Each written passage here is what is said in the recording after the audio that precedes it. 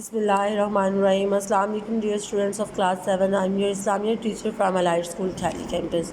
ہم لوگ آج جو ٹاپک پڑھنے جا رہے ہیں اس میں ہم ڈسکس کریں گے غزوہ حنین کو. حنین مکہ مکرمہ سے تقریباً 40 کلومیٹر کے فاصلے پر ایک وادی ہے. یہاں پر موجود قبیلے حوازن اور ثقیف اپنے آپ کو بہت طاقتور اور بہادر سمجھتے تھے. اسلام کا غلبہ پسند نہیں کرتے تھے. ان دو قبائل کے ساتھ دیگر قبائل کے لوگ بھی شامل ہو گئے تھے. جب مکہ فتح ہوا تو یہ قبیلے بجائے اسلام قبول کرنے کے مکہ مکرمہ پر حملے کی تیاری کرنے لگے.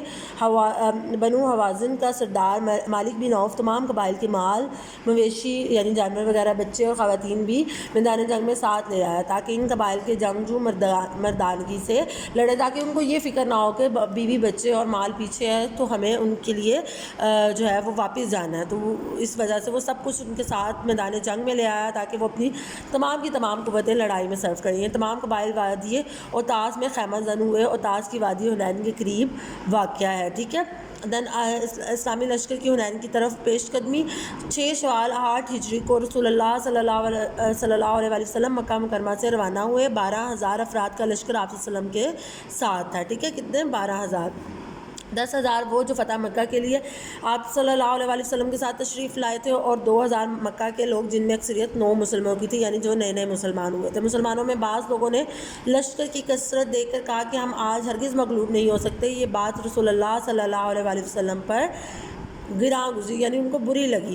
اسلامی لشکر رات کے وقت وادی حنین پہنچا. مالک بن عوف پہلے ہی اپنا لشکر اس وادی میں اتار کر مختلف جگہوں پر پھیلا اور چھپا چکا تھا. مسلمان دشمن کی موجودگی سے بالکل بے خبر تھے. مسلمان آگے بڑھے تو بنو حوازن کے جنگجوؤں نے اچانک مسلمانوں پر تیروں کی بارش کر دی. اس اچانک حملے سے مسلمان سنبھل نہ سکے. ان میں ایسی بھگدڑ مچی کہ کوئی کسی کی طرف دیکھ نہیں رہا تھا. ہر طرف افراتفری کا سما تھا. اس شدید بھگدڑ میں بھی رسول اللہ صلی اللہ علیہ وسلم استقامت کا پہاڑ بنے رہے، یعنی آپ صلی اللہ علیہ وسلم نے حوصلہ نہیں ہارا. آپ صلی اللہ علیہ وسلم کا رخ کفار کی جانب تھا اور آپ صلی اللہ علیہ وسلم آگے بڑھتے ہوئے فرماتے: میں نبی ہوں، یہ جھوٹ نہیں، میں عبد المطلب کا بیٹا ہوں.